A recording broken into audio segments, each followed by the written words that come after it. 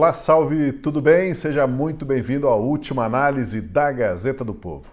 No mesmo dia, duas notícias de efeito bomba caíram sobre o ministro do Supremo Tribunal Federal, Alexandre de Moraes. A primeira envolve novos áudios vazados de conversas do ex-juiz instrutor do gabinete de Moraes no STF, Ayrton Vieira. Nessas conversas, Vieira dizia que estava ficando louco com as pressões sofridas e que não aguentava mais seguir trabalhando com o ministro em termos físicos, psicológicos e emocionais. A outra notícia que piora ainda mais a já combalida reputação do ministro veio com a divulgação do relatório do governo americano sobre a situação dos direitos humanos pelo mundo. Sobre o Brasil, o documento do Departamento de Estado afirma que houve uma deterioração do quadro de direitos humanos em 2024. E boa parte desta responsabilidade estaria na conta do Judiciário brasileiro e do ministro Alexandre de Moraes. Para debater esses e outros temas de destaque de hoje, eu convido você a se juntar a nós e acompanhar o Última Análise, que tem hoje aqui no estúdio o Guilherme Kilter. Salve, Kilter. Bem-vindo novamente, tudo bem? Salve, Tosi. Boa noite, tudo bem? Marcília, Vargas, meus companheiros aí, vamos para mais um.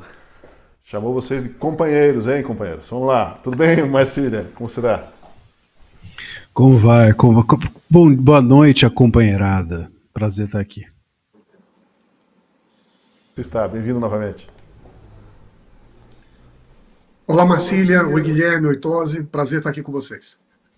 Olha, a gente começa o programa ouvindo novos áudios do desembargador do estado de São Paulo, Ayrton Vieira, mais da época em que ele ainda atuava como juiz instrutor do gabinete de Alexandre de Moraes no STF.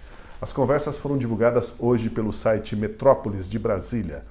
Lembrando que o desembargador Ayrton Vieira é aquele mesmo que, em conversas divulgadas em agosto do ano passado, aparecia pedindo para que os assistentes usassem da criatividade para encontrar alguma coisa que pudesse incriminar uma revista com viés de direita.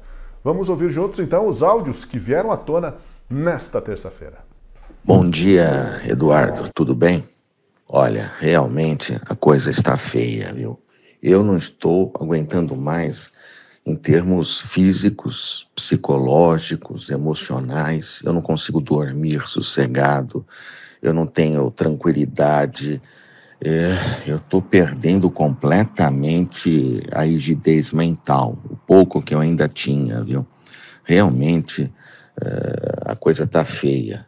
É o que você disse aí, realmente, até depois em questões de audiência de custódia, sabe, ele vem dando palpite, espera um pouco, né? Olha, eu não sei como vai evoluir isso, honestamente falando, mas eu sei que eu já cheguei ao meu limite. Aliás, já ultrapassei o meu limite faz tempo, e é que agora eu estou numa situação, né? Eu havia pensado, já tinha decidido antecipar a minha passagem, né? Eu falei, bom, agora que a temperatura vai diminuir, etc, etc. Só que voltou a subir de uma forma exponencial. E agora eu fico constrangido de antecipar qualquer coisa, porque passaria a impressão de que eu estaria saindo, pulando do barco justamente no momento, talvez, de maior tempestade. Isso eu acho desagradável, eu não faria, né? Deixando, no caso, o ministro na mão. Mas está muito, muito, muito difícil. Minha família está sendo extremamente prejudicada. E toda essa situação, além de tudo, né, do trabalho, porque se a situação do trabalho fosse boa, tudo bem. Mas essa situação, sabe, pressão para tudo quanto é lado, cobrança, o que a gente fala não tem crédito, tudo para anteontem. Estamos cercados também de gente que, como você escreveu aí em cima, sabe? Então é muito difícil, muito difícil. Olha, a gente sabe que não deve ser mesmo fácil a pressão de se trabalhar num gabinete de ministro do STF, mas quando um desembargador diz que a coisa está feia e que ele está perdendo a rigidez mental em função desse trabalho e que a temperatura subiu demais, é porque é um ambiente tóxico de trabalho ali, né? A gente não sabe exatamente a que ele está se referindo, mas a gente sabe que aquela época era a época de eleição e de mandados e investigações, inquéritos, o gabinete do ministro Moraes indo para cima, né? Dos que estariam atentando contra a democracia, por meio de desinformação, fake news, etc. Mas a gente vê um desconforto tremendo nas palavras do desembargador. E eu começo perguntando aqui pro Guilherme Kilter, esse negócio de falar que está com a rigidez mental perturbada, comprometida, é outra forma de dizer que a pessoa está ficando doida, né? Está ficando louco, né? Tá ficando careca, né? Tá perdendo os cabelos, tá virando igual o ministro. Tá perdendo o fio da meada, tá completamente doido. Eu acho que trabalhar com o Alexandre de Moraes deve te levar a esse inevitável desfecho, né? A loucura ou a psicopatia, algum dos dois destinos. Esse Ayrton Vieira, segundo a Vaza Toga 2, que teve os arquivos do 8 de janeiro, o Tagle Ferro comandava o TSE na época da produção dos fichamentos ideológicos, aqueles que constatavam se a pessoa tinha um fichamento positivo ou negativo e com base nisso seria preso ou não. E o Vieira, junto com o juiz auxiliar Marco Vargas e a chefe de gabinete de Moraes, participava junto aí dessa empreitada deles, né, de fazer ali esse compilado dos golpistas, daqueles que eram uma verdadeira ameaça à democracia, para deixar ali o cadastro positivo ou negativo e falar esse vai ser preso, esse não vai. O motivo? Um post do Twitter 2018 criticando Lula. Esse aqui fez um post defendendo a Constituição. Você pode até prender a pessoa errada, não tem problema, depois a gente corrige. Então, acredito que esse era o nível, né? Vale lembrar que esse juiz auxiliar, desembargador, né, não é qualquer um, ele também teve uma mensagem vazada algum tempo atrás, no início da Vaza Toga 2 ali, conversando com o Tagliaferro no grupo e falando, vamos dar a eles o que eles merecem, né? Se referindo aos manifestantes do 8 de janeiro, a prisão. E aí um monte de emoji, carinha feliz, dando risada e tal. Então, eu imagino que esse áudio deve ser já no final do processo, né? Foi um pouco antes dele sair. Então, há algum tempo ali trabalhando com o Alexandre de Moraes, porque no começo ele estava concordando ali, pelo jeito, né? Pelas mensagens vazadas antes desse áudio ter sido vazado, ele estava bem feliz ali, prendendo os golpistas, colocando todo mundo na cadeia. Pelo jeito, ele não tinha muito problema, a consciência dele não pesava. Eu acho que ele ficou desgastado mesmo por conta do volume de trabalho. Você vê que em nenhum momento no áudio ele fala que está arrependido, que essas pessoas não merecem o que elas estão recebendo. Eu acho que, de fato, ele concordava com o que estava acontecendo, ele só não aguentava mais o volume, as demandas, a alta exigência do ministro Alexandre de Moraes, porque, de fato, quando você está ditando o país inteiro sozinho, a demanda deve ser muito alta, né? Tudo vem para você, todas as decisões são suas, você concentra quase todas as decisões monocráticas do STF, está no comando dos principais inquéritos, você precisa de uma equipe altamente produtiva, precisa criar mais cargo, precisa remunerar melhor, criar mais gasto, porque comandar um país inteiro sozinho, um judiciário inteiro sozinho, não deve ser fácil. Então nisso, eu imagino que de fato ele ficou cansado, esse juiz auxiliar, aí ex-juiz auxiliar, desembargador, porque, olha, sinceramente, o Moraes tem passado do ponto e nisso a equipe dele deve estar indo junto também. O que te parece, Marcília, desse trecho de áudio vazado agora, né? Tínhamos ouvido já outros trechos anteriormente, mas esse trecho é inédito e mostra um desconforto, uma situação de quase burnout aí do desembargador, em função de coisas que ele não detalha ali, mas que a gente pode ler nas entrelinhas, né? Veja, Tosi, é claro que esse áudio é relevante do ponto de vista de todo o contexto, né, que nós temos experienciado, experimentado, sobretudo na sequência das revelações do que o Schellenberger chamou, né, de arquivos de 8 de janeiro ou Vaza Toga 2, mas essa reportagem do Metrópolis, como uma matéria avulsa, eu confesso que sinto falta de uma contextualização um pouco melhor, porque não dá, como você bem disse, para a gente saber se ele estava reclamando do excesso de trabalho, como o Kilter levantou. Antes ele estava feliz, depois ele estava triste. A gente não sabe exatamente qual é o momento desse áudio. Vamos lembrar que o Ayrton Vieira saiu no início desse ano do gabinete do ministro Moraes, demonstrando que, enfim, isso que ele está revelando aí, claramente houve uma pressão. Agora, você ser assessor, né, um juiz assessor de um ministro da Suprema Corte, que acumula todos os processos do universo dentro do seu gabinete realmente deve ser exaustivo. Acho, não tenho certeza absoluta que é exaustivo. Agora, a gente fica sem saber se é exaustivo porque tinha muito trabalho ou se é exaustivo porque, do ponto de vista moral, ele discordava disso. Me parece que não discordava, como o Kilter lembrou. Tem outros momentos, inclusive documentos da Vaza Toga 2, em que ele se mostra concordando. E outra, ele ficou um bom tempo lá. Ninguém fica tanto tempo no lugar discordando moralmente daquilo. Né? O próprio Talhaferros, a gente encontra em alguns momentos ele concordando ou dando menções de concordar com o que ele estava ali vendo. Então, é necessário que a gente tenha um contexto maior para entender de onde vem, por onde vai. A gente vai ouvir outros trechos do áudio, e isso mostra que havia uma discordância deles com alguns aspectos, sobretudo, enfim, que as audiências, ele chega a mencionar essa questão da audiência de custódia e tal, que o Moraes queria mais ou menos centralizar tudo, que o Moraes queria tomar conta de tudo, etc.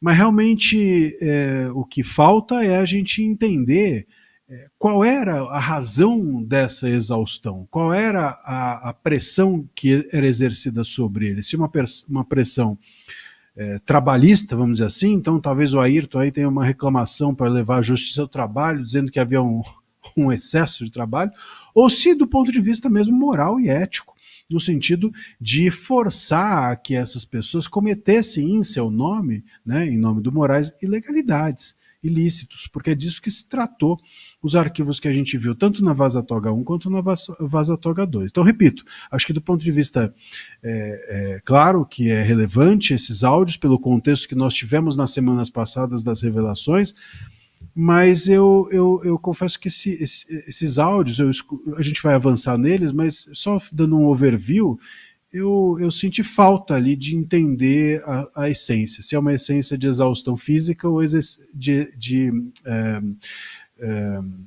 moral.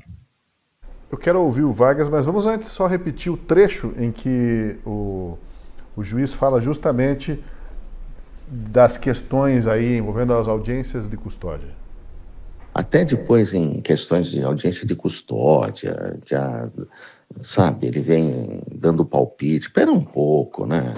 Olha, eu não sei como vai evoluir isso, honestamente falando, mas eu sei que eu já cheguei ao meu limite. Aliás, já ultrapassei o meu limite faz tempo, e é que agora eu estou numa situação, né? Eu havia pensado, já tinha decidido antecipar a minha passagem, né? Bom, a gente tem que lembrar, né, que os vazamentos de conversas anteriores de auxiliares já mostravam que Moraes não autorizava que nenhum juiz decidisse pela liberdade dos acusados no 8 de janeiro nas audiências de custódia, né? Aí a gente ouve o desembargador reclamando que ele dá palpite, inclusive após as audiências de custódia. Só quem podia determinar a liberdade ou a prisão de alguém, a manutenção da prisão, era o Moraes. Bom, o Tosi. Oi. E só lembrar o rolo que deu com aquele rapaz do relógio que foi solto, né? Deu há pouco tempo atrás por um outro juiz e o Moraes surtou, né? Então, nesse ponto eu queria ouvir o Vargas, que a audiência de custódia ele faz uma reclamação específica dizendo que até após as audiências de custódia o Moraes centralizava muito essas decisões e a gente sabe que lidar com uma pessoa muito centralizadora, né, acaba gerando conflitos, acaba gerando dificuldades no ambiente de trabalho. Mas aí volta aquela questão que o Marcília colocou, né? É só uma questão de relacionamento pessoal ou de cometer ilícitos contra a sua vontade, num ambiente tóxico, num ambiente de muita pressão. É preciso juntar outras pontas nesses depoimentos, nessas histórias, para entender o quadro mais completo, né, Vargas? Com certeza, Tosi. O significado de um gesto, de uma expressão, de uma frase, depende do contexto em que ela se insere. E eu acho que a revelação desse áudio também depende do pano de fundo mais abrangente em que essa expressão do juiz convocado se dá. Agora, a julgar pelo áudio, eu acho que existem aqui 2 ou 3 elementos que mereceriam ainda um pouco mais de atenção. O primeiro ele não apenas ressalta que está estressado pela quantidade de trabalho, mas ele dá a entender que existem desconfortos em relação ao procedimento adotado pelo ministro na maneira como as conduções do trabalho se dão. Parece que, ao fazer isso, ele dá a entender que, pelo menos em parte do desconforto que ele sente, tem que ver não só com a sobrecarga, mas com a maneira ou com os critérios que o ministro parece indicar para que a equipe cumpra o trabalho.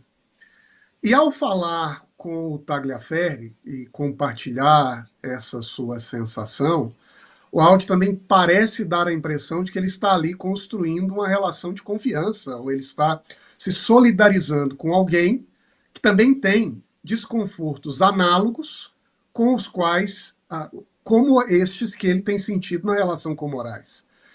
E também a julgar por aquilo que o Tagliaferri tem comunicado em outras entrevistas, em outros relatos, o que se trata aqui é uma discordância sobre o modus operandi adotado pelo ministro no encaminhamento da produção de provas e no processo de decisão.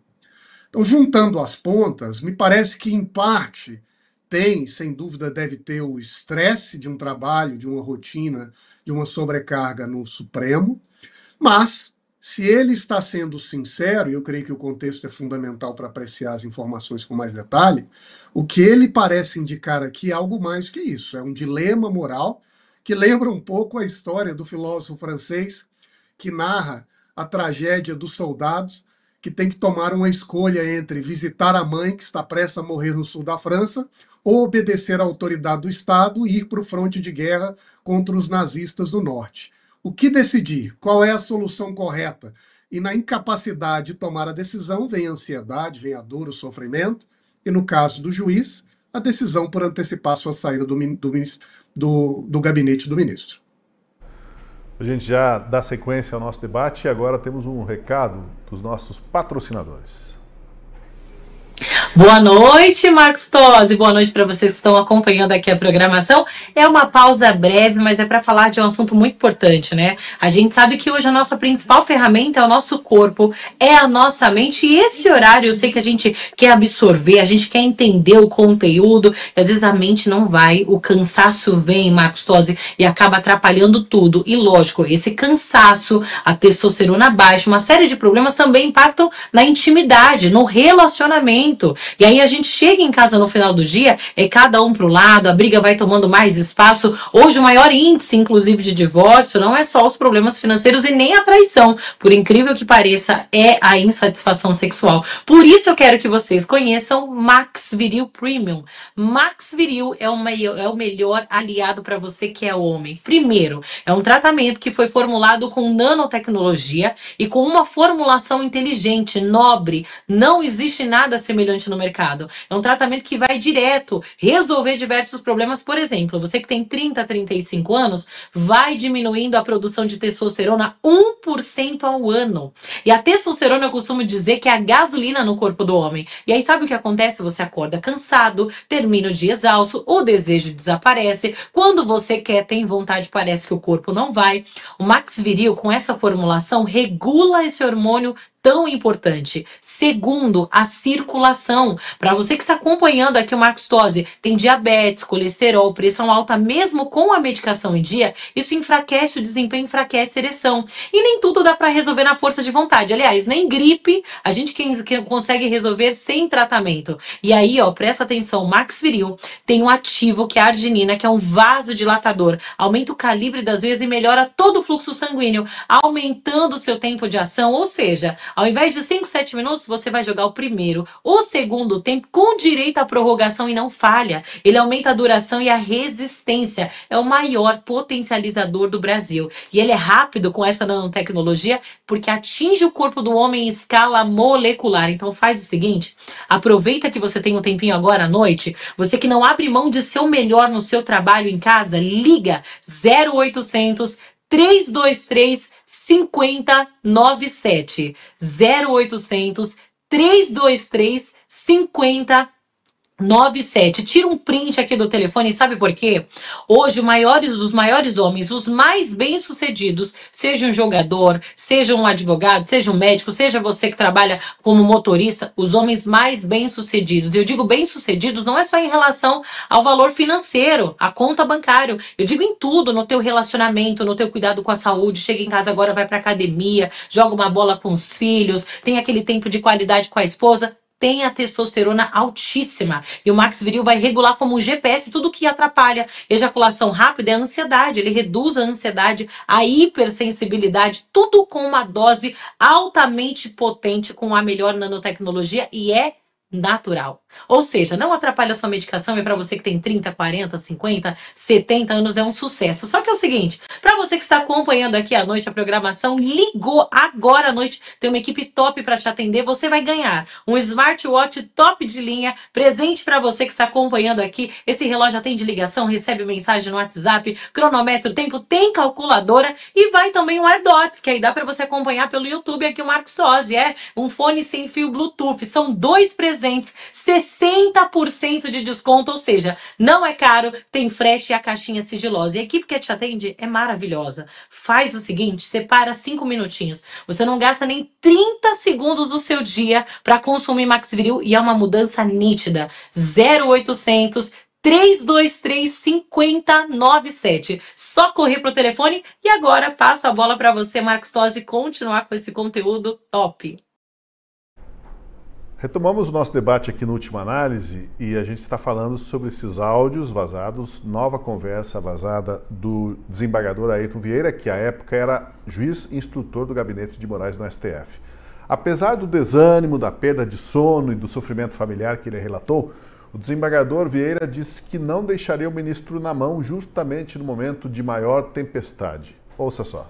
Falei, bom, agora que a temperatura vai diminuir, etc, etc.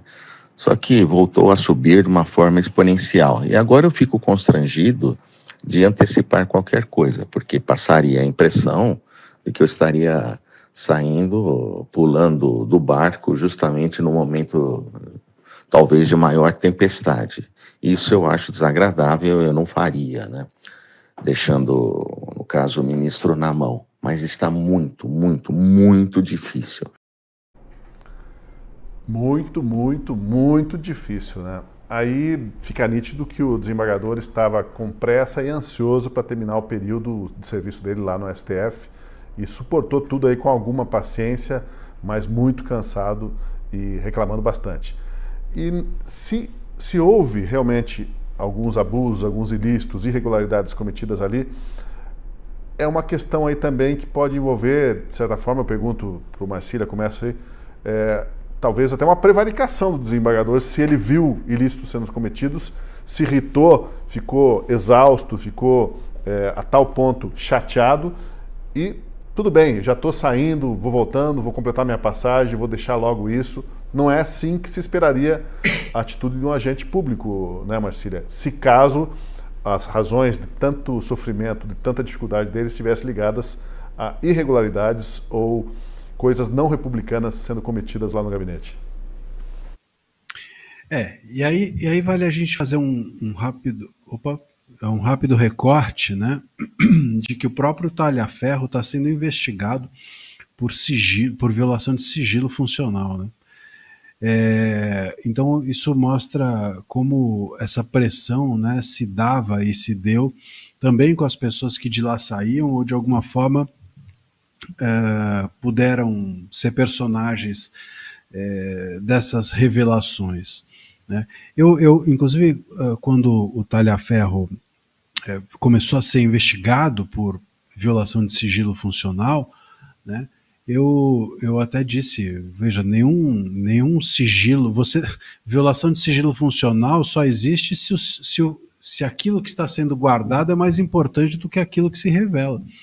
Então, se você, por exemplo, descobre dentro de um gabinete, as pessoas estão planejando um assassinato, claro, aqui é só um exemplo, tá? Mas estão planejando um assassinato em massa, e aí, você tem que guardar esse segredo porque é um sigilo funcional, ou você revela porque tem interesse público? Então é óbvio que diante de um ilícito, você precisa revelar o ilícito. Se dentro de um gabinete há irregularidades e ilícitos, o interesse público na revelação é muito maior do que o valor do sigilo funcional a ser guardado. Mas a forma vingativa como o ministro Moraes se postou, né, em relação ao talha-ferro, você imagina que outros tipos de pressões não eram feitas, inclusive quando as pessoas estavam lá, e eu creio que o Ayrton Vieira também passou pelo mesmo, né? E sabe-se lá até se não foi em algum momento fonte, porque a gente fica aqui pressupondo que o talha-ferro foi fonte de todas as vazatogas até agora, mas a gente não sabe. E se o ministro sabe, é porque também cometeu uma outra ilegalidade, que foi violar o sigilo de fonte dos jornalistas, inicialmente da Vazatoga 1 da Folha, quando foi publicado lá, e depois agora no site do Schellenberger. Então, assim, é muito... Você imagina, né? Vocês imaginam o clima que não devia ser aquele gabinete, o clima de terror, não apenas pela pressão do trabalho, não apenas pela moralidade ou imoralidade do que estava sendo ali feito, né? Eles são juízes, eles não são leigos, eles sabem que aquilo é errado, eles sabem que aquilo não, que eles deveriam estar combatendo a quem ordenou que aquilo fosse feito e não obedecendo. Tudo isso estava ali na mão deles e ao mesmo tempo havia uma imensa pressão também, que é disso que eu estou falando agora, para que, enfim, eles permanecessem quietos, ou até mesmo a possibilidade que, ao revelarem alguma coisa, né, eles pudessem ser perseguidos, como aconteceu com o talha-ferro, né? Então, eu acho que esse é um conjunto de fatores que precisa ser colocado aqui na mesa, porque, do ponto de vista psicológico, essas pessoas estavam, claro, sob abalo, né? O ambiente não era apenas tóxico, o ambiente era um ambiente ilegal. E dentro do ambiente legal, sempre você vai estar na dúvida se você revela, não revela, se você põe a sua família em risco, põe a sua vida em risco, né? Põe a sua carreira em risco, enfim, são profissionais que em todos esses momentos devem ter tido esses questionamentos. Seja como for, né? Eu acho que essa questão de se houve prevaricação, se não houve prevaricação, se houve sigilo funcional, se não houve sigilo funcional, se houve violação disso ou daquilo, eu acho que são conceitos muito, vamos dizer, simplistas, se nós não avaliarmos todo esse contexto psicológico que estava ali em torno dessas pessoas. Mas, então, por isso que eu estou fazendo essa ponderação, porque eu vi o Vargas até mencionando essa análise contextual, né, que as pessoas estavam desse ou daquele jeito, e é isso mesmo, a gente precisa entender que não são pessoas que estavam ali no sofá da casa deles avaliando se fariam isso ou aquilo. A gente, né, de longe aqui, fica abalado com as coisas que o Moraes tem feito no país nesses últimos anos. Imagina você estar dentro do gabinete, ser o longa-mano, ser a caneta dele, né, e ter de fazer essas escolhas entre obedecer e talvez desobedecer a sua consciência, ou obedecer a sua consciência e jogar sua carreira no lixo. Agora, nesse momento, talvez seja mais fácil eles dizerem algo, mas vamos nos lembrar que esses áudios todos, ou esse a gente não sabe especificamente, mas boa parte daqueles que foram revelados na Vazatoga 1, 2, enfim, foram feitos enquanto as pessoas tinham receio de falar o nome do Alexandre de Moraes. Inclusive na mídia, nós todos tínhamos um receio absolutamente irracional. Quero ouvir o Vargas sobre isso, Vargas, mas deixa eu complementar com mais um aspecto aí nessa nossa conversa. Essas conversas, esses áudios foram vazados pelo ex-assessor Eduardo Talha-Ferro, é o que tudo indica, né? E em 2022 ele chefiava, vamos lembrar, a Assessoria Especial de Enfrentamento à Desinformação do TSE, na época que também era comandada por Alexandre de Moraes. Talha-Ferro disse que já entregou a um grande veículo internacional de comunicação farto material que pode comprometer ainda mais o ex-chefe. O curioso é que na última sexta-feira o ministro negou pedido da defesa do Talha-Ferro para ter acesso aos autos do inquérito em que ele é investigado. E aí eu pergunto, Vargas, é assim? Como é que a defesa faz a defesa, defende o cliente, se não sabe o teor da peça acusatória pode funcionar desse jeito?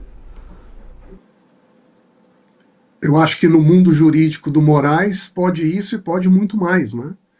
E o que a gente tem visto repetidas vezes são critérios de decisão tomados pelo ministro que dificilmente se enquadram naquilo que a gente considera um protocolo de justiça que respeita liberdades e que ouve as partes que são acusadas, dando a elas o direito a se informarem e se defender.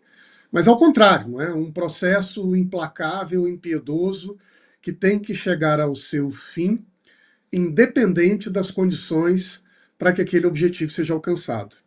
E esse é o ponto que se conecta com o perfil psicológico que os relatos, como por exemplo o áudio vazado do juiz auxiliar, indicam.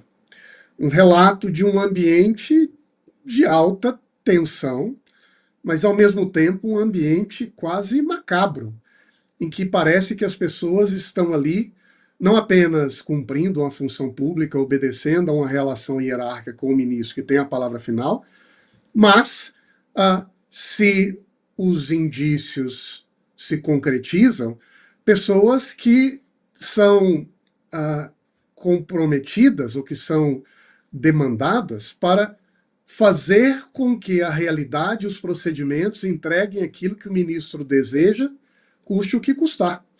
E é a partir daqui que as pressões, muitas vezes, também parecem sugerir um ambiente de enorme desconforto, quase de pânico. E, independente dessas pessoas terem concordado em parte no início, em parte no final, parece que cedo ou tarde acabaram se sentindo desconfortáveis com um ambiente em que o grau de estresse e de pressão provocado pelo ministro tangenciava com pontos de vista que esses sujeitos, como o Tagliaferro e o próprio juiz auxiliar, talvez não compactuassem ou em algum momento decidiram, ao contrário do que o próprio juiz indica, pular do barco.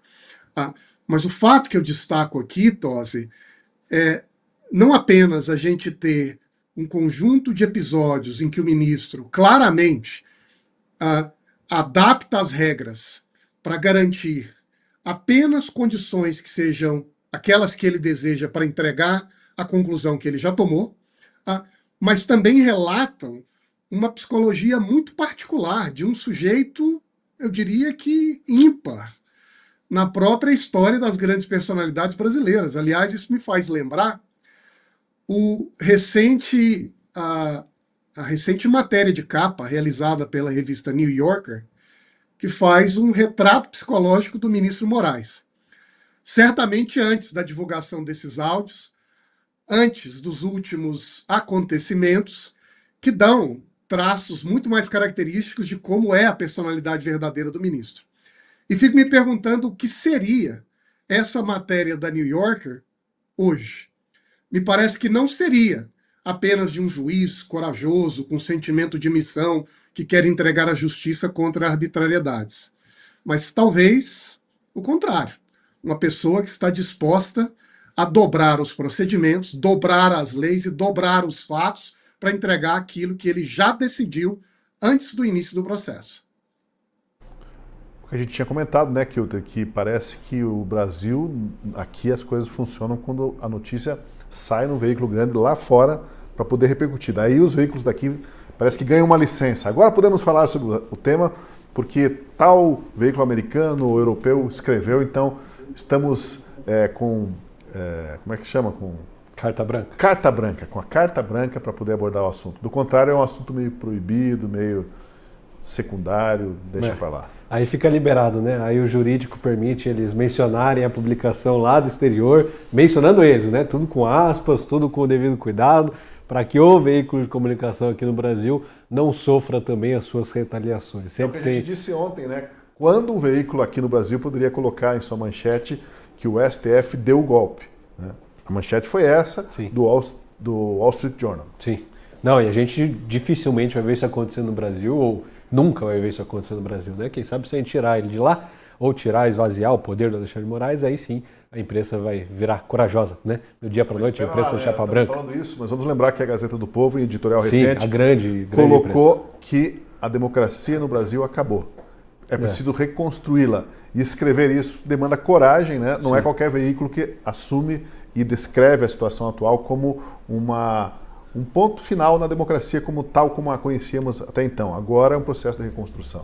Sim, a Gazeta, a gente repete aqui quase todo o programa, é um dos pouquíssimos veículos, dá para contar nos dedos, com metade de uma mão, quantos veículos têm a coragem de denunciar o que está acontecendo no nosso país, e a Gazeta, com certeza, se destaca como talvez o principal de colocar nos seus editoriais com frequência essas denúncias, né? E como é raro a gente você até seguir no teu raciocínio, deixa eu aproveitar então o gancho. Olha, quem nos acompanha, os espectadores, aproveite a oportunidade de assinar a Gazeta do Povo por R$1 por mês nos 3 primeiros meses, que é a degustação, porque são os assinantes que mantêm, né, o nosso jornalismo e nos possibilitam ter programas como esse, em que a gente tem a liberdade ainda para falar, né, e para criticar sem amarras, sem depender de verbas do governo.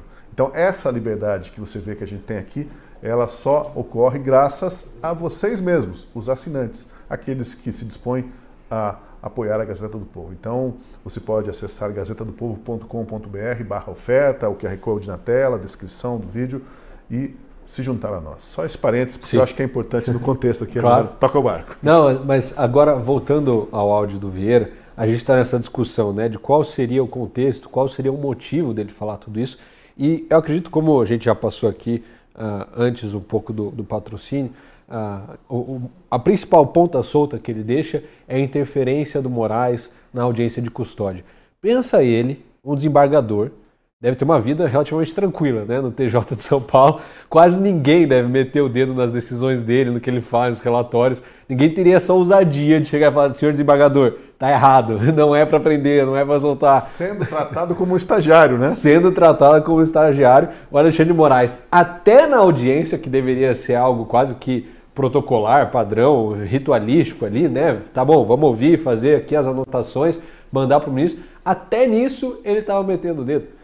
E não é qualquer estagiário, não é qualquer um, é um desembargador. O cara tem anos na jurisdição aí fazendo o trabalho como juiz. E aí chega como juiz auxiliar do Moraes, o Moraes trata igual, né, um mero... serviçal. Serviçal, é uma boa palavra. Então eu acho que essa ponta solta revela pra gente um pouco mais do que poderia ser essa principal denúncia, esse principal cansaço e desgaste com o Moraes. Sinceramente, o Marcília levantou a bola que poderia ser uma questão moral. Eu tenho sérias dúvidas, porque se de fato fosse algo moral, muito provavelmente ele mencionaria algo no áudio ou nas mensagens. E a gente tem aquelas mensagens antigas falando: vão prender esses caras mesmo, eles merecem a prisão, é o que eles merecem, tarará, aquele deboche. E esse tom de deboche a gente vê como costumeiramente nos ministros do STF. Sempre haverá Paris, não estamos preocupados com as sanções do Trump, dos Estados Unidos. Então é um tom de supremacia, um tom de soberania, de estou acima, isso tudo não me atinge e nós temos que punir essas pessoas por irem contra as instituições, contra a nossa democracia, contra o judiciário e o STF. Me parece que o desembargador, né, o Vieira, ele foi nessa linha também, e aí, vendo o volume de trabalho, vendo o tamanho da interferência do Moraes no trabalho dele, algo que ele não estava acostumado como desembargador, ele falou: cara, não aguento mais, é muita coisa, ele está metendo o dedo em tudo, e aí a gente vê o complexo ditador, o complexo autoritário do Alexandre de Moraes.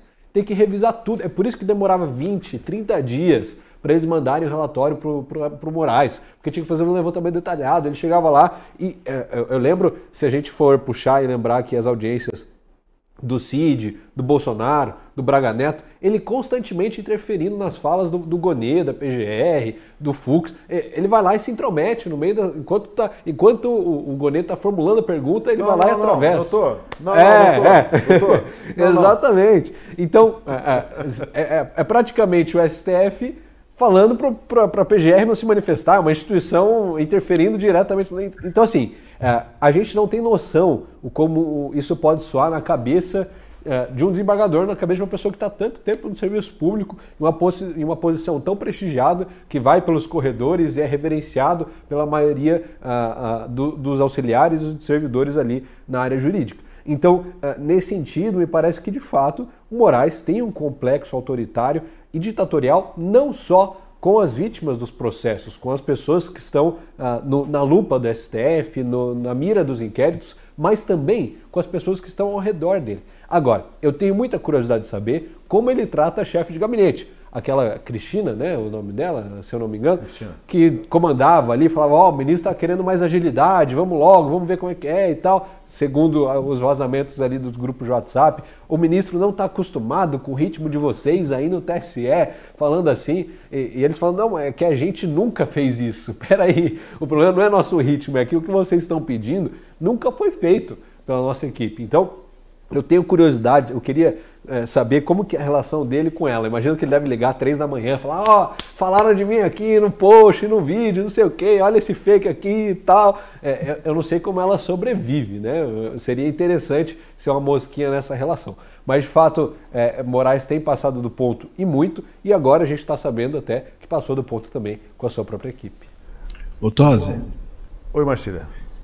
E vale dizer, né, que até o próprio Talhaferro deixou soltar nos seus posts, ele solta uns posts avulsos aí no Twitter e tal, e chegou a dizer que quem fazia esse trabalho aí de ligar às 3 da manhã ou mandar mensagem eram aqueles nossos queridos parlamentares aí conhecidos, sobretudo da esquerda, que ficavam mandando uma mensagem denunciando a galera, denunciando os colegas. Então a coisa ainda é pior, né? Antes fosse só o gabinete a agir dessa maneira, nós tínhamos aqui a política brasileira sabendo e, digamos assim, denunciando ao ministro, sabendo que havia um Doberman destreinado ou muito bem treinado, vamos dizer assim, né? Alimentavam o Doberman com saborosos petiscos de direita. O Talhaferro até chegou a publicar, né, Marcília, que tinha um senador com o nome inicial R, que vivia no gabinete do Moraes, né? Eu imagino. Poxa, deixa aí nos comentários, quem você acha que é o senador que começa com R, que vivia no gabinete do Moraes, deixando as suas denúncias e deixando seus indicamentos ali. A gente... com essa fala do Moraes aí, vamos dar gancho para o nosso próximo assunto aqui, que é a outra notícia bomba que caiu hoje e envolve também o ministro do STF e o governo Lula, que é o relatório sobre direitos humanos do governo dos Estados Unidos. A gente já vai falar sobre isso, mas temos mais um recado antes do nosso patrocinador. Olá, bancada do Gazeta do Povo e a todos os nossos telespectadores. Estamos aqui mais uma vez trazendo o Artrolumes, o único tratamento ortopédico natural do Brasil que com 1 semana de uso, isso mesmo, 1 semana, 7 dias de uso, ele vai estar tratando e regenerando aquelas cartilagens afetadas pela artrite, artrose, osteoporose, hérnia de disco, bico de papagaio, a terrível fibromialgia. Tudo aquilo que a dor tirou da sua vida, tudo aquilo que a dor limitou aqueles momentos felizes com a família, às vezes caminhar, subir e descer uma escada se torna um sacrifício, até acordar sem fazer aquela careta.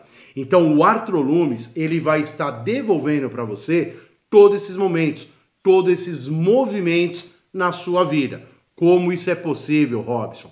O Artrolumes, ele tem em sua fórmula premium e concentrada o famoso ácido hialurônico ortopédico, o mesmo daquelas famosas infiltrações, que são injeções aplicadas diretamente nas articulações.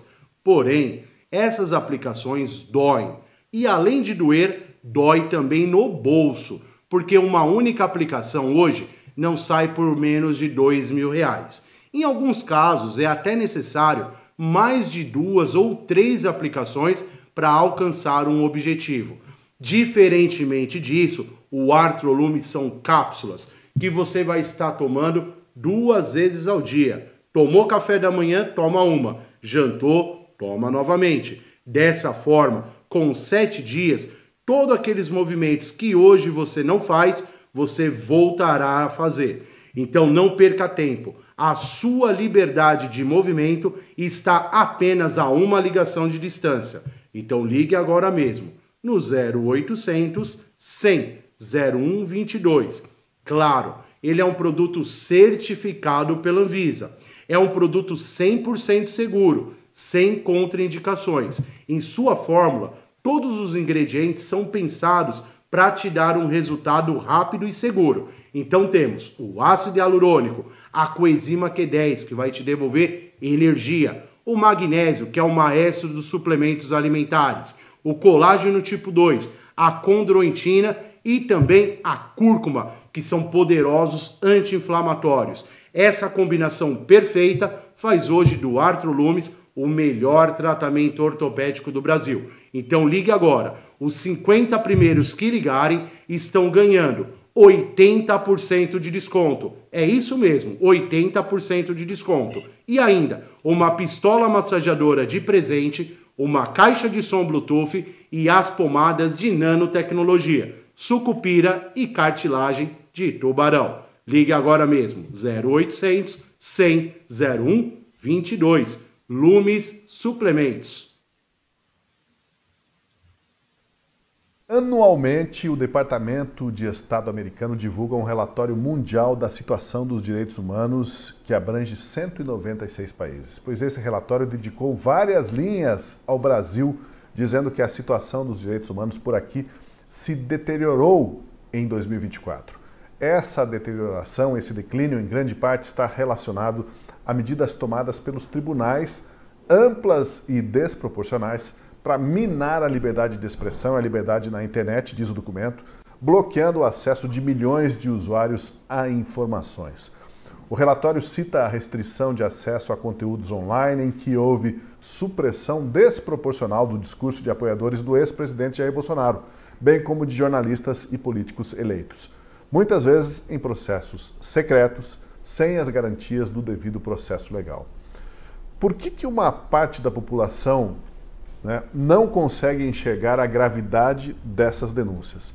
Falar de direitos humanos para muitas pessoas parece que se resume apenas ao direito de não sofrer violência, não sofrer uma agressão física ou, quem sabe, o direito a uma alimentação digna, escola, para o ensino fundamental. Mas direitos humanos vai muito além disso e engloba, começa com o Vargas lá, engloba, Vargas, o direito de se expressar, de poder ter a sua opinião, poder criticar, de poder falar besteira, dizer coisa errada, inclusive, também é um direito humano, não, Vargas? O direito de poder errar e o direito de poder ser quem se quer ser, não é, Tosi? Sem seguir um script definido por uma autoridade ou, em alguns casos, inclusive, por ambientes culturais dos quais se discorda.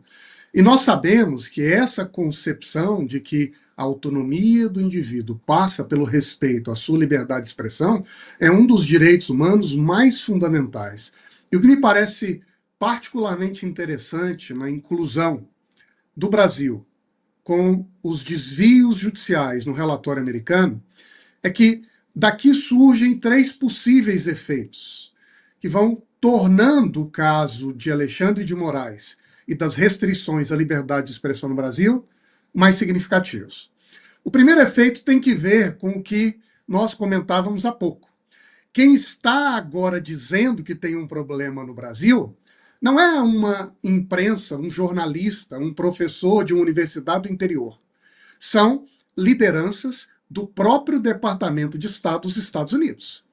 E do mesmo modo que quando uma instituição de alto calibre em um país rico bota o dedo nessa ferida, isso tem um impacto sobre nós, como se fosse uma autorização para poder falar sobre o mesmo tema, também tem um impacto sobre praticamente todos os países do mundo, que do mesmo modo vão agora se sentir, entre aspas, autorizados a olhar para esse tema como um tema prioritário. O segundo efeito é que, nesse caso, não é apenas uma decisão política comunicada por uma posição partidária. Não foi o Trump que disse que não gosta do Moraes, ou o Elon Musk, que parece que está numa briga particular com o ministro brasileiro. É um documento que é carregado de fatos e fundamentos, com justificativas que caracterizam violações a direitos humanos. A partir daí, também se está comunicando ao mundo não apenas que uma pessoa tem errado, mas por que essa pessoa tem errado, o que, por sua vez, vai também convidar um conjunto de reflexões, de análise, de apurações mais detalhadas sobre o que tem acontecido no Brasil. E o terceiro efeito é que tudo isso parece ser um tiro de largada para um processo que tende agora a se aprofundar e a se qualificar. Quando o Departamento de Estado americano joga luz sobre um problema no Brasil, no fundo o que se faz é dizer autoridades, lideranças, países do mundo, pessoas que se preocupam com os direitos humanos, vão atrás para fuçar e tentar entender o que mais pode haver de errado neste caso.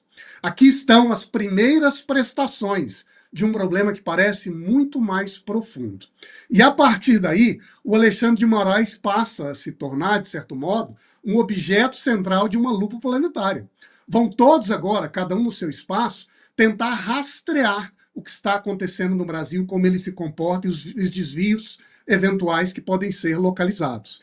E nós estamos, neste processo, não só sabatinando, mas formando uma espécie de caracterização mais profunda e detalhada dos desmandos que vêm se acumulando ao longo do tempo.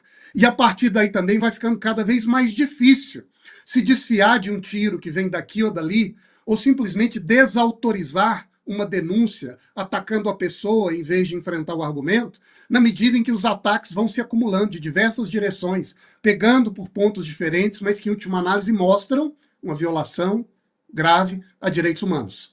Algo que a nossa moral liberal do Ocidente quase que unanimemente tende a rejeitar. Kilter, os detratores, né, dos Estados Unidos, do governo Trump e dos conservadores, enfim, da direita, vão dizer assim, isso é coisa do Eduardo Bolsonaro, ele que botou minhoca na cabeça dos americanos, ou isso é coisa do Trump, que é imperador do mundo, vão desdenhar desse relatório. Mas o relatório não trabalha com coisas subjetivas, né? Ele aponta coisas específicas, violações específicas, relatos de fatos que não podem ser simplesmente desprezados, dizendo assim que isso é a mão de um gato ali, a mão do Eduardo Bolsonaro, como se o Eduardo Bolsonaro tivesse toda essa capacidade de manipular o presidente dos Estados Unidos e o Departamento de Estado americano. Totalmente, Tosi. A esquerda criou uma falsa narrativa, uma falsa ideia de que todo esse processo se trata do Bolsonaro e é culpa da família Bolsonaro, os Estados Unidos terem virado o seu canhão ao Brasil e o Trump ter acordado porque está acontecendo por aqui, quando não é verdade. Esse próprio relatório sobre violação de direitos humanos cita, por exemplo, a multa que o Alexandre de Moraes determinou de R$50 mil dia por dia para quem usasse o Twitter durante a sua decretada derrubada, né, aqui no Brasil. Para quem recorresse a VPN, né, para acessar, seria quem usasse o X através de VPN não seria multado em R$50 mil por dia. E eles mencionam isso lá no relatório. E eu pergunto, o que isso tem a ver com o Bolsonaro? O nome do Bolsonaro está ali no meio? O Bolsonaro usou VPN? Não. Tem a ver com Alexandre de Moraes dando uma ordem ilegal para uma empresa americana. Uma empresa americana. Diretamente, inclusive por e-mail, né? Porque ele vai lá intimar a Trump Media, Rumble e manda um e-mail e acho que está tudo certo. Sabe o que eu tive que fazer? Curiosidade para vocês, parênteses. Eu fui protocolar lá no regimento interno da Câmara dos Deputados, diz que qualquer cidadão pode protocolar um pedido de cassação, certo? Pois bem, fui protocolar um pedido de cassação da deputada do PT, que agrediu o Nicolas Ferreira lá. Sabe o que eu tive que fazer? Não aceitou e-mail, não aceitou formulário online, tive que mandar por correio. Tive que pagar lá e mandar para o endereço do gabinete da secretaria da mesa diretora. Quiçá aí as maravilhas do Brasil, né? Ou tem que ser presencialmente ou mandar por correio. Quiçá o Alexandre de Moraes acha que tem o direito de mandar um e-mail para a justiça americana e intimar a empresa do Trump, o presidente americano, o homem mais poderoso do mundo. Um e-mail a resolver. Se na Câmara dos Deputados eu tenho que levar lá o documento, ele acha que um e-mail, vou mandar um e-mail aqui, considere-se intimado, está resolvido, a justiça americana vai resolver. Meu amigo, não é assim que funciona. tem o devido processo, tem os ritos, tem a jurisdição, você tem os acordos internacionais, isso aí tem que ser respeitado, tem que comunicar via diplomacia, tem que vir lá de cima, não é? Intimação, né? Vamos lembrar que a justiça americana está tentando intimar o Moraes há algum tempo e não tem conseguido. Não acho. Eu fico imaginando assim, se bate alguém à porta do STF, tem um oficial de justiça aqui que veio intimar o ministro. O ministro está aí, não, o ministro deu uma saidinha. Você sabe que a Janja fez isso, né? Quando eu processei a Janja, foi oficial de justiça lá no Palácio do Planalto. Não, ela não tá aqui, demorou 20 dias para ser intimada. Conta pra gente, só pra nós aqui, foi a primeira vez que você usou os Correios, vai? Nem existia na sua época, né? Vai. Já não existia mais Correios. Não, na minha época era só, já tinha MSN, foi a primeira ferramenta que eu usei de comunicação, era MSN. Mas os Correios eu já usei, né? Gente teve uma loja online aí, mandava roupa, mandava livro, mandava tudo. Foi como eu tive contato com... eu trocava correspondência com a minha avó. A minha avó mandava carta, eu escrevia a carta. Carta mesmo, olha só. Então... porque daí meus pais achavam que era uma ferramenta interessante para aprender aí, né? A desenvolver a comunicação. A gente tinha quando eu era mais novo, essa troca de carta. Mas enfim, o Alexandre de Moraes acho que pode se comunicar de qualquer jeito com os Estados Unidos. E aí chega o fruto, né? O princípio da semeadura e da colheita é real, ele não vai errar com ninguém. E agora está acontecendo com o Alexandre de Moraes. Ele plantou ilegalidades, está colhendo os resultados. Está colhendo relatório de direitos humanos falando que ele viola os direitos humanos. Está colhendo lei Magnitsky, está colhendo sanção ao seu visto americano. E agora, meu amigo, aguenta. Você começou, agora segura a bronca. Não adianta ir lá suspender, bloquear os bens da Starlink no Brasil. Cara, o Elon Musk veio aqui e ofereceu de graça a Starlink para as aldeias mais afastadas, escolas mais afastadas. Você vai lá e bloqueia os bens do cara que não tinha nada a ver. Então, sinceramente, não se trata do Bolsonaro. Se trata de violações de direitos humanos. E a gente tem uma concepção errada, porque a esquerda sequestrou a pauta dos direitos humanos no Brasil. Então é tudo uma ONG denunciando a transfobia no Brasil, porque o Brasil é o país que mais mata LGBT. Porque a violência policial contra os marginalizados, porque não estão tratando bem os traficantes no presídio. E isso aí virou direitos humanos no Brasil há muito tempo. Só que direitos humanos não é só o direito do presidiário, dos LGBT, dos marginalizados, não. Para os americanos, direito humano intrínseco é a liberdade de expressão. Se você está violando a minha liberdade de me expressar, você está violando o direito humano básico. Isso está na minha Constituição, isso está na lei natural, é o que diz. O direito internacional afirma isso. Então, ele é, sim, um violador de direitos humanos. E não só da liberdade de expressão, mas também querendo atingir diretamente empresas americanas, cidadãos americanos. Decretou a derrubada de perfis, a censura de uma cidadã americana. E vai ficar por isso Tortura. Mesmo? Não é assim que a banda toca, né? Diga, Marcelo. Tortura. Também é violação de direitos humanos. Os manifestantes do 8 de janeiro, quanta gente que... O Clezão morreu na cadeia, a família dele está tendo que... Se isso não é direitos humanos, imagina se é no governo Bolsonaro, ele manda prender preventivamente lá um traficante negro LGBT. O cara morre na cadeia. O que a esquerda não vai fazer no Brasil? Ia ser um escarcéu, pedido de impeachment, denúncia internacional, vamos levar para a ONU, não sei o quê. Mas não, morreu um manifestante lá do 8 de janeiro, golpista, bolsonarista, de direita, extrema-direita, ninguém se importa, tinha que morrer mesmo. Então é um absurdo. A gente tem que tirar um pouco a lente ideológica, o viés ideológico, e olhar para as coisas e falar, isso aqui não está na lei, isso daqui não está na Constituição, isso aqui é tortura, isso aqui é uma violação aos direitos humanos. Mas nas falas de ontem do ministro Alexandre de Moraes, parece que ele desceu um pouquinho do Olimpo ao admitir que pode ter cometido algum erro, que seres humanos cometem erros, deslizes, e por isso existe o colegiado que uns corrigem os erros dos outros lá no Supremo. Mas aí não parece que é só uma questão de um deslize aqui e acolá, né? É um modo de agir sistemático que viola certos direitos fundamentais, e aí não dá para falar que foi só um deslize, me perdoem, é normal, é humano e toca adiante, né, Marcília? Deslize é música do Fagner. Isso daqui não é deslize, isso daqui é ilícito. A gente está diante de ilícitos, de crimes. A gente não chega e fala assim, eu cometi um crimezinho aqui, mas pô, quem nunca? Isso não existe. Isso não existe. Quando você tem a caneta na mão, você não pode fazer isso. Se você tem uma caneta na mão e o poder do Estado te amparando, você não pode cometer deslizes ilícitos há 6 anos, sem parar, um atrás do outro. Veja, eu sempre bato nessa tecla, mas é porque é muito importante. Todos os ilícitos cometidos pela Suprema Corte desde 2019 seguem sendo cometidos até hoje. Contra a advocacia, contra os réus, contra investigados, contra a defesa, contra o direito, contra a Constituição. Todos. Os que hoje a gente olha, observa e percebe que são ilícitos, nós temos eles todos, absolutamente todos, nascidos em 2019 com o início do inquérito das fake news.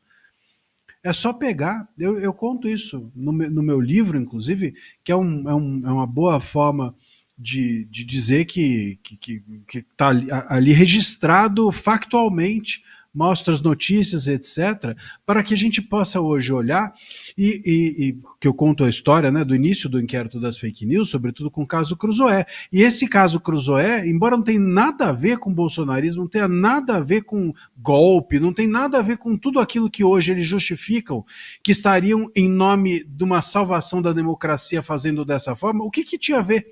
O que a revista Cruzoé estava ameaçando a democracia? Ou um potencial abolição do Estado, nada disso estava na mão, e na mão deles, nada disso estava no radar de ninguém, mas eles ali já cometiam todos esses ilícitos e abusos.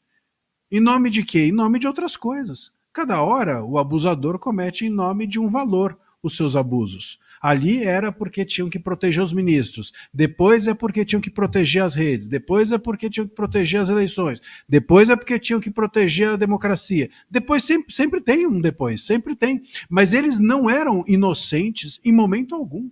Todos eles, inclusive, não apenas o ministro Moraes, sabiam o que estavam fazendo, era a ele noticiar, eram as ilegalidades a eles noticiadas e todas sumariamente ignoradas durante 6 anos. Então não é que aconteceu um acidente aqui e ali, um deslize. Repito, deslize é música cafona do Fagner. Ótima, mas cafona. Agora, a gente está aqui diante de ilícitos, e esses ilícitos são de responsabilidade de quem os fez e quem, uma vez noticiado a eles que eram ilegalidades, não fizeram absolutamente nada para que eles fossem reparados.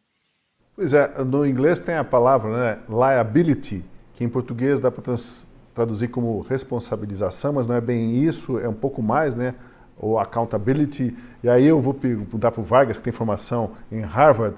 Vargas, explica para nós o conceito de liability, como que ele pode se aplicar em relação às palavras e às decisões de um juiz no dia a dia, de forma sistemática, quando deixa de ser só um deslize eventual. Só coisa fácil para o Vargas aí.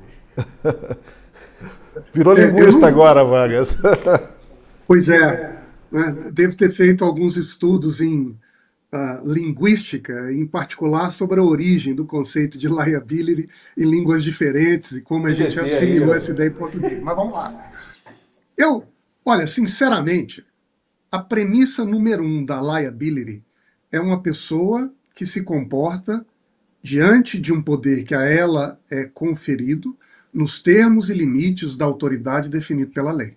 E que nós temos visto aqui desde o início é um juiz, uma autoridade que resolveu impor a sua personalidade acima e além de qualquer parâmetro estabelecido pelas regras processuais do jogo jurídico, processual, penal, mas também na própria Constituição.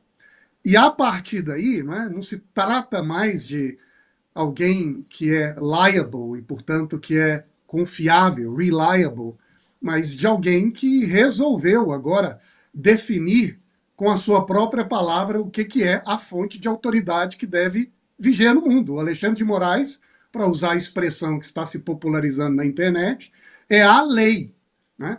Ele é a pessoa que, em última análise, responde pelos próprios critérios segundo os quais ele vai se comportar. Ou seja, ele cria, ele organiza, ele fiscaliza, ele pune, e depois ele relata o que foi decidido conforme na lei que ele mesmo estabeleceu. Então, o que a gente tem visto é uma espécie de soberania invocada pelo ministro na condução das suas atividades. E me chama muito a atenção aqui que parte dessa responsabilidade que se presume na tarefa de um ministro é uma responsabilidade que a gente também acha que será adequadamente controlada pelos pares. Então, nós, quando criamos um regime que toma a última palavra, entre aspas, sobre o sentido da Constituição, acreditamos que um grupo será capaz de se controlar e neutralizar os seus desvios. E que, em regra, se uma pessoa age de uma maneira que ultrapassa os limites da sua responsabilidade, os outros vão levantar a mão e dizer, peraí, houve um erro. Eu acho que o que surpreende demais nesse caso, aproveitando a menção do Marcília, é a quantidade, a amplitude e a constância de um conjunto de ilícitos que são causados, provocados em cadeia, sob o beneplácito dos grupos, que resolveram um segurar na mão do outro, observando os desmandos e nada reagir. E talvez, sabendo disso, é que agora nós estamos percebendo algumas autoridades lá fora, como o próprio Departamento de Estado dos Estados Unidos, que quando colocam os casos de violações aos direitos humanos no relatório anunciado por eles, não estão necessariamente comunicando fatos novos. Não é que a gente leu o relatório americano e agora descobriu uma ilegalidade, um crime cometido pelo ministro Alexandre de Moraes. Na verdade, eles estão expondo o grupo, mostrando como aquilo que um ministro fez de errado, na verdade, é autorizado, é legitimado, ou no mínimo, é ignorado por um conjunto de pares que deveriam ter como sua função institucional justamente exercer o controle que garante que nenhum extrapole, que a instituição como um todo, pelo menos agindo de boa fé, tenderia ao longo do tempo de garantir os melhores direitos, a melhor respeitabilidade da Constituição. Mas eu acho que o que nós temos visto aqui é tudo menos instituições e pessoas que poderíamos chamar de liables. Tá aí, temos a nossa aula sobre reliability. Não, peraí, agora fugiu, né? Reliability. Confiabilidade, vamos lá, gente. A portuguesar aqui, né? Confiabilidade. O Marcília já está tendo convulsões ali, nosso professor de português, esse inglesismo aí, né? As letras. O Tosi está querendo mostrar conhecimento essa noite, aí tá... Me fazem delirar, Marcília. Eu queria discordar só uma coisa do Vargas, que ele falou que o Moraes, em última análise, ele disse, em última análise o Moraes não disse nada. Aqui, no última análise, o Moraes não tem vez para dizer, hein? Aqui ele não tem lugar de fala, pelo menos aqui. Colocou óculos e fez a piada de tiozão. Né? Mas ontem... Brincadeira, seria um ótimo entrevistado, né, Tosi? A gente receberia com o maior prazer. Vamos fazer uma sabatina dele? Convida, manda convite. Vamos? Nossa, seria ótimo. Convite online, então. De verdade. Olha, nesse relatório, o governo americano citou também atos de antissemitismo do presidente Lula. Ele lembrou as declarações de Lula em fevereiro de 2024 de que o que estava acontecendo em Gaza era um genocídio. O Holocausto foi comparado com a ação de defesa do Estado de Israel contra o grupo terrorista Hamas. Lula, contudo, continua nessa mesma linha. E eu pergunto para vocês, haveria como pedir contenção a Israel, condenar os abusos das forças de segurança, mas sem fazer essa comparação que me parece insultosa com o Holocausto e colocando as situações como se fossem paralelas? Eu digo isso porque a gente sabe que em muitas capitais brasileiras, pelo país afora, tem muitos árabes, descendentes de sírio-libaneses. Não é uma questão de escolher entre Israel ou a população árabe. É uma questão de saber se posicionar e saber entender que tem partes em conflito aí e que certas coisas que é melhor não dizer, é melhor calar, né, Marcília? Então, esse posicionamento do Lula, que denota um antissemitismo e que, inclusive, houve até uma notícia de que, desde que ele começou a falar essas coisas, aumentou muito os episódios, os relatos de situações de antissemitismo no Brasil. A responsabilidade de um chefe de governo com as palavras e saber medi-las também é sinal de sabedoria, mas é pedir demais, eu acho, nesse caso. Sabedoria ali passou longe. Mas, olha, eu vou dizer, do ponto de vista político, eu sinceramente Nem sei se existe uma ideologia, eu não sei se o Lula entende o que se ele tem essa esperteza ideológica. Até hoje eu acho que o Lula não sabe o que é socialismo e o comunismo que ele tanto diz que está cada vez mais apto a sê-lo. O que o Lula faz é sempre uma capitalização política de toda a palavra dele. Ele está pensando sempre, a todo momento, não no país, ele está pensando, isso sempre foi assim, está pensando ou nas urnas ou na própria biografia. Essa é a grande vaidade dele.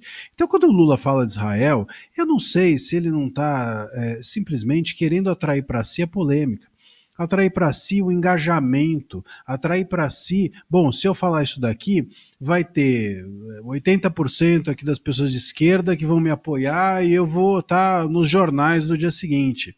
Se isso vai fazer mal ao Brasil ou não, eu realmente não sei se é um critério utilizado pelo Lula. Mas ele entra nesse ou naquele jornal, ele entra nesse naquele relatório, ele entra nessa ou naquela pesquisa, ele entra nesse ou naquele índice.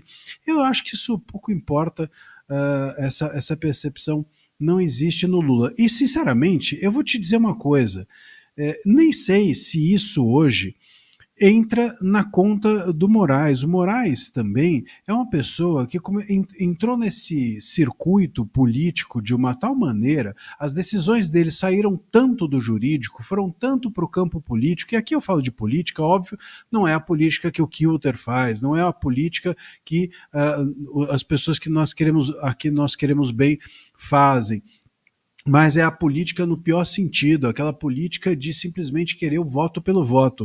Esse tipo de político, esse tipo de política é feita independente da ideologia. O cara simplesmente quer gerar polêmica, ele simplesmente quer o clique, ele simplesmente quer a manchete do jornal. E o Lula, eu acho que está nessa, e sinceramente o Moraes, sabe-se lá por qual razão, entrou nessa vibe, como dizem os mais jovens também, entrou nessa vibração, já que você, Tosi, quer as traduções todas. E eu acho que isso é muito ruim para o país, porque nós todos ficamos não politizados no sentido importante, mas politizados no sentido mesmo de todos os conceitos jurídicos e do fazer político, da construção política, das pontes feitas a partir das costuras políticas, ficaram todas vulgarizadas a um chamar a atenção para si. Eu acho que hoje o Lula vive disso, e creio eu que o Moraes, curiosamente, também. Na sequência, eu quero ouvir do Vargas aqui o comentário sobre um ponto desse relatório que diz que, com as medidas que foram tomadas, com os desmandos que foram cometidos no Brasil pelo Judiciário, criou-se uma situação em que até denunciar a corrupção ficou mais difícil, porque tirou-se o anonimato, exige-se uma série de coisas. Está no relatório americano, a gente já comenta sobre isso. Antes, temos mais uma participação do patrocinador. Olá, estou trazendo uma novidade que vai revolucionar a autoestima de homens e mulheres que sofrem com a queda capilar. Não perca mais nenhum fio de cabelo. Se você está se sentindo inseguro ao ver a sua aparência mudar por conta da calvície ou da queda de cabelo, o tratamento com o Hairleo é a solução que você tanto busca. Chega de se esconder ou se sentir desconfortável com a sua imagem. É hora de mudar isso de uma vez por todas. Você sabia que com o tratamento certo é possível recuperar não só o cabelo, mas também a confiança e a autoestima? O Hairleo, com suas ampolas PDRN, vai parar a queda de cabelo, estimular o crescimento dos fios e ajudar a cobrir aqueles espaços indesejados na coroa e na região da calvície. E o melhor de tudo, é rápido, eficaz e o mais importante, sem dor. Sim, você ouviu corretamente, é sem dor. Afinal, quem quer continuar perdendo fios quando a solução é simples, acessível e sem sofrimento?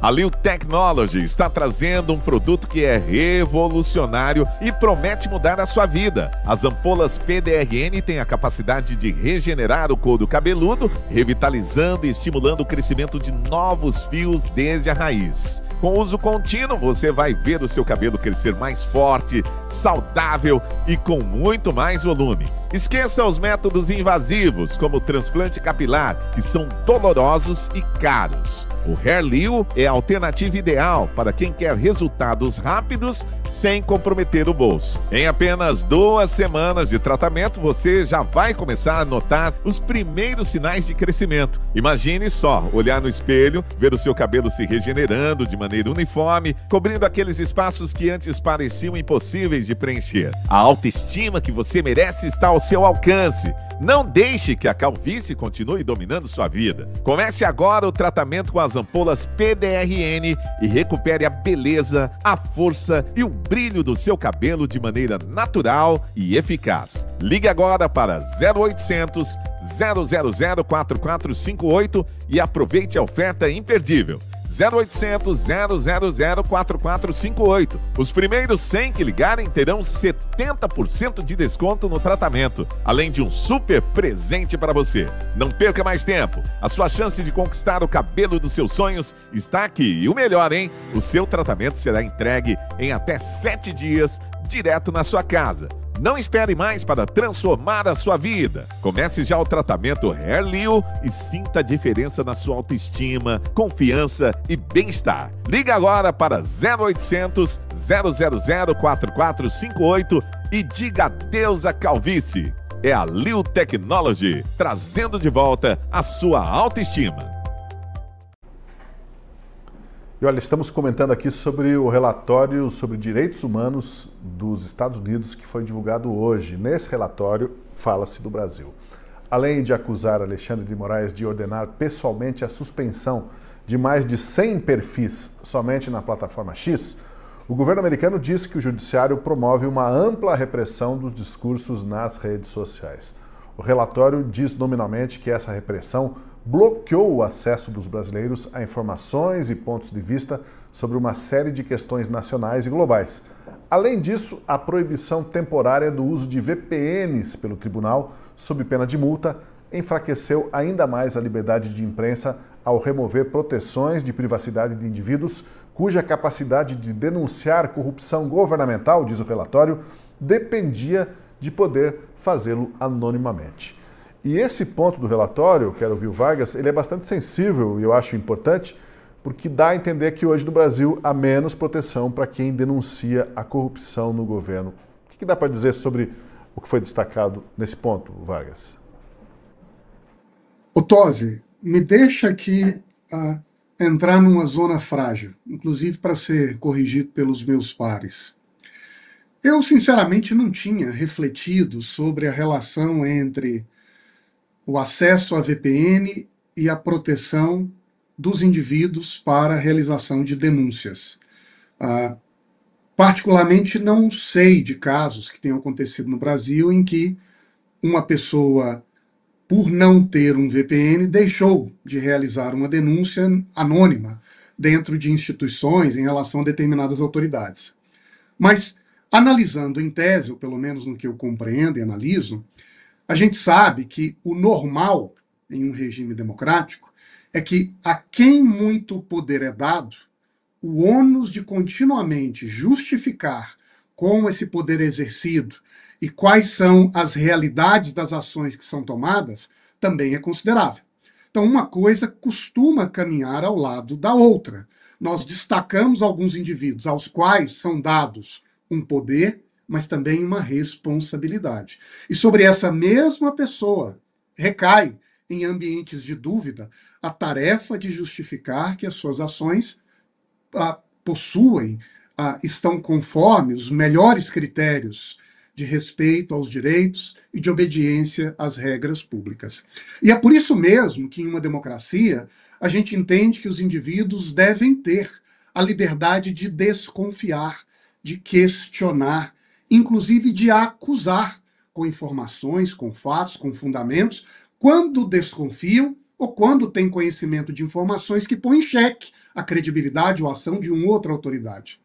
Na medida em que no Brasil a gente começa a fechar o espaço de autonomia do indivíduo para contestar, desconfiar, desafiar autoridades públicas, a gente parece transferir um ônus, um custo, que naturalmente estaria do lado de quem tem o poder, para quem hoje é o destino, o objeto do exercício daquele poder.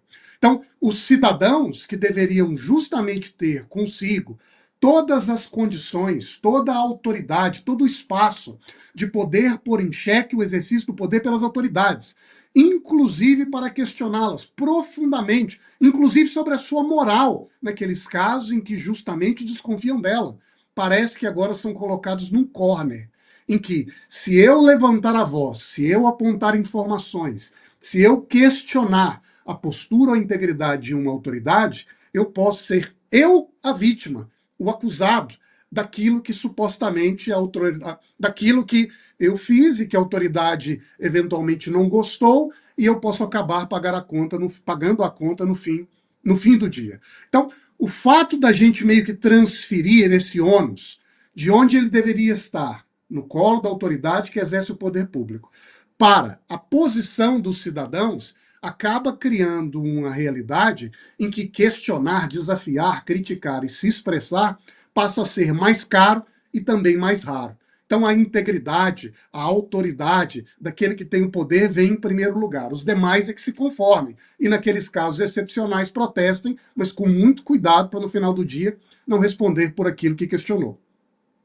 Pois é, a gente tem que lembrar, Marcília, que nessa situação toda que a gente está debatendo, houve decisão recente e veio à tona que as pessoas foram investigadas em função do que tinham publicado lá atrás, anos atrás, nas redes sociais.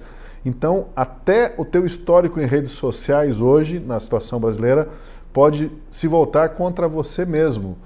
Eu fico imaginando se não tem gente que já não andou apagando, inclusive, com temor de que vai que lá na frente alguém percebe que esse cidadão em algum momento fez uma crítica à justiça eleitoral, por exemplo, né, que agora virou crime questionar a justiça eleitoral. Quantas pessoas será que já não foram apagar lá para não deixar histórico, com medo de que esse pensamento do passado possa trazer uma condenação para o presente? E isso não é elucubração minha, é fato do que ocorreu com os acusados do 8 de janeiro.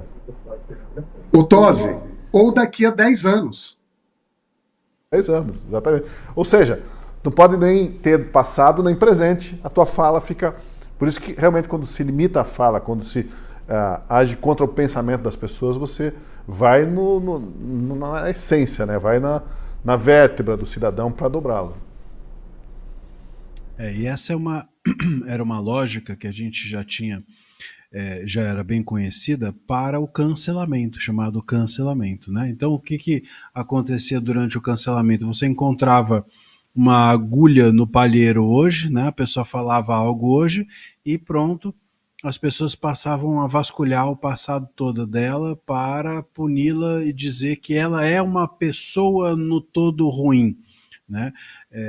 E aí pronto, né? Aí desse passo adiante passavam a fazer com que houvesse uma espécie de execração pública, né? Até o seu banimento ou das redes, ou o seu silenciamento, ou até mesmo que ela topasse ser letrada, né? Ou, usando talvez uma expressão do próprio Barroso, recivilizada para aquilo que, sobretudo, essas ONGs de esquerda, que eram muito afeitas ao cancelamento, pretendiam fazer.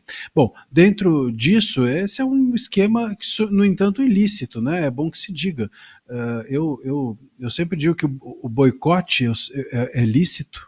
Eu entendo o boicote lícito, mas o cancelamento como ilícito, porque o cancelamento ele é uma orquestração viciada, artificial. Você se organiza ou tem uma organização por trás para destruir alguém, em razão de um interesse comercial, seja qual for, não importa, mas o de destruir publicamente alguém. O boicote não, né? O boicote é um negócio espontâneo. Agora, quando isso está nas mãos do Estado, quando isso passa a ser feito pelo Estado, quando o Estado passa a ser o promotor desse tipo de situação, a gente tem algo muito complicado, até porque eles estão fazendo isso com o nosso dinheiro. Então o Estado passa a usar o dinheiro público, que deve ter uma prestação de contas e uma finalidade que nos atenda à coletividade como um todo, e eles passam a usar esse dinheiro para atender não a coletividade, mas para agredir a coletividade. Isso tudo é uma perversão. Então, o grande ponto é que a gente sempre aqui está girando em torno de quais são as sacanagens que nós estamos reconhecendo durante todo esse percurso. Elas, claro, são muitas e diversas, mas todas elas desatendem o princípio básico, né, que é o de beneficiar a coletividade. Então, nós temos claramente autoridades públicas, dentre as quais juízes, que cooptaram o Estado para atender a eles e aos seus desejos e à sua própria visão de mundo ou à sua própria visão ideológica, não mais para atender a todos nós. Queria ouvir do Kilter aqui, parece que tem uma notícia, um fato que não pode passar batido hoje também, né, Kilter? Pois é, enquanto a gente falava aqui dos abusos do Alexandre de Moraes e fazia o Vargas e o Marcília faziam sua bela elucidação. Quem que ele prendeu? A gente tinha o Lula participando de uma entrevista numa rádio e ele falou o seguinte: Lula diz que os Estados Unidos têm ciúmes da participação do Brasil no BRICS. Só isso, né? Abro aspas para o Lula. Acho que os Estados Unidos têm um pouco de ciúmes da participação do Brasil no BRICS. Porque da mesma forma que criamos o BRICS, criamos o G20. É importante não esquecer que o G20 foi criado por conta da crise causada pelos Estados Unidos de 2008. De fato, eu acho que agora o Trump está lá na Casa Branca se roendo de ciúmes por conta do BRICS aqui, a ótima relação que o Lula tem com a China, com a Rússia, com a África do Sul e a Índia, né? De fato, eu não vejo como para em pé o Trump, como ele dorme à noite sabendo que ele não faz parte da panelinha que o Lula criou do BRICS. Que panelinha é essa que também já está desunida, né? Está todo mundo pipocando fora, pulando fora, porque o Putin já falou que não está muito feliz, a China já não vem mais para cá, e aí fica só o Lula falando sozinho, às vezes a África do Sul ouve ele, né? Então, é de fato deplorável a situação que se encontra a nossa diplomacia, as nossas relações exteriores. Agora, cada declaração do Lula dá vontade da gente mudar, né? Vamos para a Argentina, vamos ver se tem alguém que fale melhor por nós, porque, sinceramente, a melhor alternativa para o Lula é sempre ficar calado. Ele e a Janja, né? Porque quando não é ele que fala, é a Janja que fala besteira, é da Jabuticaba, é do Elon Musk, é uma coisa pior que a outra. O pior é que nem o Mauro Vieira está dando conta de manter uma boa relação. O Haddad inventou uma reunião que não existiu com o Departamento de Comércio dos Estados Unidos. Então, assim, eles estão correndo atrás do rabo, estão completamente perdidos, não sabem o que estão fazendo. E o Eduardo Bolsonaro e o Paulo Figueiredo lá, despachando uma sanção atrás da outra, para ver se de fato eles acordam. E esse governo não tem salvação, não adianta, tem que tirar e colocar outro. Não dá para esperar deles algo que eles não são capazes de fazer. Eles não são capazes de dialogar com os Estados Unidos. Lula já foi presidente 3 vezes, até hoje não fala inglês. E acha que vai resolver o problema com uma ligação com o Trump. Não vai. A ligação não vai acontecer porque o Lula vai tomar uma enrabada do Trump. E vai sair falando, putz, não deu, não aconteceu muita coisa. Vai ficar nesse diz que me diz, liga, não liga, até a hora que vai estourar a boca do balão e o Trump vai mandar uma tarifa maior para cá. Então, assim, sinceramente, estamos nas mãos de um péssimo governo, de um ministro ditatorial. A salvação para o Brasil é a gente tirar todo mundo. Tira o Alexandre de Moraes, tira o Lula e aí a gente vê se dá para melhorar. Mas enquanto não acontece, fica difícil para todo mundo. Aquela música, né? Eu me mordo de ciúmes. Você conhece a música, não? Já ouvi, acho que minha mãe canta. O Trump pode estar se mordendo de ciúmes, hein? Diga. Olha, isso só reforça um pouco aquilo que eu estava falando, imagino eu. Vocês vejam se vocês concordam ou não, mas de que o Lula, veja, não é possível ser tão tolo, né? Não tem como. É óbvio que ele está simplesmente querendo os holofotes, por mais que sejam os holofotes que mirem nele como se fosse um idiota, mas são holofotes. Talvez para a forma dele fazer política isso seja suficiente. Mas tem aquela história, né, de que as pessoas muitas vezes escolhem torcer pelo mais fraco, né? Vamos torcer pelo mais fraco ali, ele está desafiando, vai apanhar, tal. Vou torcer por ele. Quem sabe o Lula está tentando ganhar adeptos, apoios, se colocando como o fracote mais corajoso. O Garnizek vai desafiar o Falcão, a águia americana, né? É difícil eles colocar como fraco, né? Fala que o Trump tem ciúmes, fala que tem que dialogar de igual para igual, que espera reciprocidade. Ele está querendo se colocar em pé de igualdade com os Estados Unidos. E o pior, eu acho que no fundo ele acredita no que ele está falando. Eu não acho nem que ele está mentindo. É que ele mente tanto que já virou modus operandi, né? Eu não sei o que ele acredita mais e o que ele mente só para falar. Ele mesmo falava, não, porque a gente ia para a França e mentia, falava que tinha não sei quantos milhões de crianças na rua, e aí minha equipe chegava para mim e falava, Lula, se tivesse tanto de criança na rua a gente não consegue andar, mas os franceses acreditam e todo mundo aplaudia. Era assim, e ele fala isso abertamente para o público, então eu já não sei, essa questão do antissemitismo, ele falou que tinha morrido não sei quantas mil crianças em Gaza, mas não tinha nem isso tanto de população na faixa de Gaza, e ele coloca como se tivesse tudo de criança. Então, é deplorável. E quando ele fala das relações internacionais, fica mais evidente ainda o fiasco que é o governo Lula, o fiasco que é o seu discurso e a sua plataforma eleitoreira. O Marcílio falou muito bem, ele está usando tudo isso daí para tentar ganhar uma aprovação maior, tentar ganhar mais votos para 2026, tentar crescer como o presidente que defendeu a soberania nacional dos inimigos externos, do grande malvadão do Donald Trump, que queria interferir no Brasil e mudar a nossa política, e o nosso herói Lula foi lá e salvou o Brasil, nos salvou da interferência externa. Eu acho que, sinceramente, ele vai caminhar para o caminho oposto, porque nem os empresários, nem o setor produtivo, nem os políticos brasileiros estão acreditando nisso, quiçá a população que só está vendo ele como um dos grandes responsáveis por isso daí. Deixa eu perguntar uma coisa para o Vargas, só para rapidinho aqui, Vargas. Você acredita, Vargas, que essa situação agora com as sanções, impacto econômico, vai dificultar um pouco aquela tentação e uma prática já do governo petista que é de distribuir bondades? Está com várias bondades engatilhadas, vale botijão, aumento de tal valor, conta de luz para 60 milhões de pessoas e tal. Ou, na verdade, joga-se no orçamento e depois de 2026, 2027, estoura esse negócio e aí quem vai pagar é alguém lá na frente. Tosi, eu acho que todo esse ambiente político é um ambiente que tende a empurrar o Lula para suas origens. De não apenas retomar aquele discurso do nós contra eles, ou como ele próprio expressou numa entrevista, num comunicado recente, que se vê cada vez mais socialista, mas também de tentar estressar essas políticas de distribuição de benesses para empoderar, para usar a palavra da moda, aqueles grupos sociais que são o seu grupo de apoio, ou que têm uma chance maior de seguir com ele, muito embora a gente tenha visto ao longo dos últimos anos uma deterioração do seu índice de popularidade entre parcela da população de classe baixa. Então, me parece que todo esse ambiente, ele estressa e acentua essa polarização que fez no passado com que o Lula se projetasse, que ele acredita que ainda é a sua tábua de salvação. O Lula, muitas vezes, nessa luta política, parece ser um artífice, um combatente muito convencional, que tem ali aquelas suas armas de praxe que ele sempre mobiliza diante de um processo de dificuldade.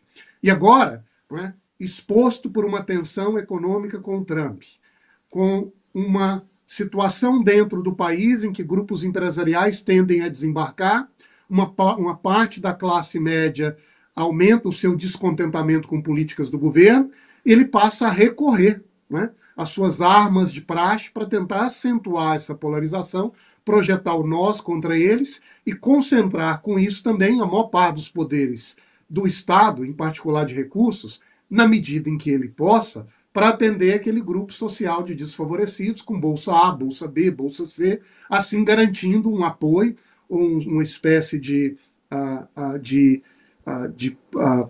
legitimidade perante esse grupo social para tentar disputar a eleição e vencer. Eu creio que o que será o contrapeso a essa postura do Lula é o fato de nós termos, primeiro no Brasil, uma espécie de exaustão com políticas de distribuição de gastos e, sobretudo, com impacto sobre as contas públicas. Em segundo lugar, um Congresso organizado e cada vez mais resistentes a políticas que criem endividamento público sem oferecer, ao mesmo tempo, uma fonte de arrecadação. Então, ao mesmo tempo, o fato de ter essa resistência no Congresso também tende a acentuar as tensões e a polarização que deve acontecer no Brasil da agora até o ano que vem. Quero agradecer. Muito bem. Obrigado pelo papo, pela conversa. Obrigado, Marcília. Foi um prazer novamente estar com vocês. Obrigado, Vargas, e também a você, Guilherme Kilter, especialmente ao nosso espectador que esteve com a gente até agora. Acompanhe sempre o Última Análise de segunda a quinta-feira e torne-se um assinante, apoie o jornalismo da Gazeta do Povo. Muito obrigado, até o nosso próximo encontro.